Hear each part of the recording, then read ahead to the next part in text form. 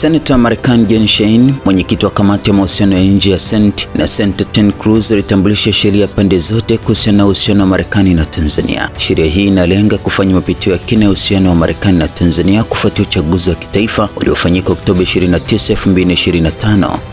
Mamlaka za Tanzania ziliripotiwa kuwa zilipiga na kudhibiti kwa nguvu maandamano ya maelfu ya wananchi, kuzima mtandao wa internet nchini kote, kutopeleka huduma za afya kwa waliojeruhiwa, kukamatwa kwa waandamanaji hospitalini na kuzika maiti katika makaburi ya halaiki ili kuficha ukubwa wa ukandamizaji. Sheria hiyo inapendekeza upya ushirikiano wa kiusalama, kiuchumi na kidiplomasia kati ya Marekani na Tanzania kutokana na kuporomoka kwa demokrasia, ukandamizaji wa kisiasa, ukiukwaji wa haki za binadamu na wasiwasi unaoongezeka kuhusu ushawishi wa China nchini Tanzania.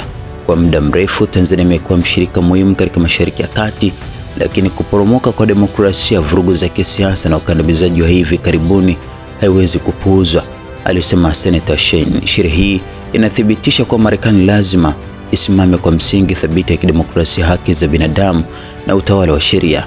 Pia inatambua maslahi ya kimkakati, ikiwa ni pamoja na juhudi za China za kueneza ushawishi wake katika nchi ambapo taasisi za kidiplomasia nchini Tanzania. Marekani haiwezi kubaki kimya wakati nafasi za kidemokrasia zinapungua na kutokuwa na utulivu katika eneo lenye umuhimu wa kimkakati. Serikali ya Tanzania inaendesha kampeni ya ukandamizaji wa kisiasa na mateso kwa dini, alisema Senator Cruz. Mamlaka ya Tanzania imepunguza kwa kiwango kikubwa uhalali na usawa wa uchaguzi wa Oktoba 2025 kwa kuwazuia vyama vya upinzani, kukamata na kubakisha viongozi wa dini na kudanganya kura. Wamekuwa wakitumia madaraka ya serikali kudhibiti maonesho ya kidini, kuzuia mikutano ya Kikristo na kupunguza shughuli za kanisa.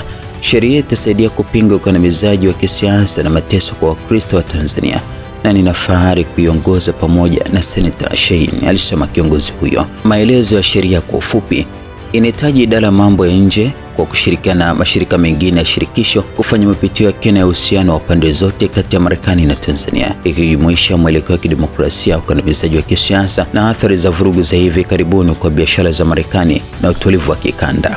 Inaiagiza serikali ya Marekani kutathmini kiwango cha ushirikiano wa kijeshi, kiuchumi na kisiasa kwa Jamhuri ya Watu wa China nchini Tanzania, ikijumuisha ushirikiano unaoweza kudhoofisha taasisi za kidemokrasia na maslahi ya Marekani katika eneo hilo. Inataka mkakati wa kina unaoeleza marekebisho ya kidemokrasia, ikijumuisha ulinzi wa uhuru wa maoni, uhuru wa dini na utawala wa sheria. Inahitaji ripoti itakayoainisha viongozi wa serikali ya Tanzania, chama kinachotawala na maafisa wa usalama unaowajibika kwa vurugu za kisiasa, kutoweka kwa lazima na ukiukwaji mwingine mkubwa wa haki za binadamu. Inaruhusu vikwazo, ikiwa ni pamoja na marufuku ya visa na kuzuiliwa kwa mali dhidi ya watu wanaowajibika kwa ukiukwaji mkubwa wa haki za binadamu na ukandamizaji wa kisiasa. Inasitisha baadhi ya misaada ya usalama, kiuchumi, maendeleo na biashara ya Marekani kwa Tanzania katibu wa jimbo atakapothibitisha kuwa Tanzania imetekeleza marekebisho ya kidemokrasia kwa maana na imekoma kesi na uhalifu wa kisiasa. Inakataza msaada wa shirika la Millennium Challenge kwa Tanzania hadi serikali ya Tanzania ionyeshe tena dhamira thabiti ya utawala wa kidemokrasia. Inatoa ujumbe wa mshikamano na wananchi wa Tanzania na inaunga mkono wito wa uchunguzi huru wa kimataifa juu ya vurugu zinazozunguka uchaguzi wa Oktoba 2025.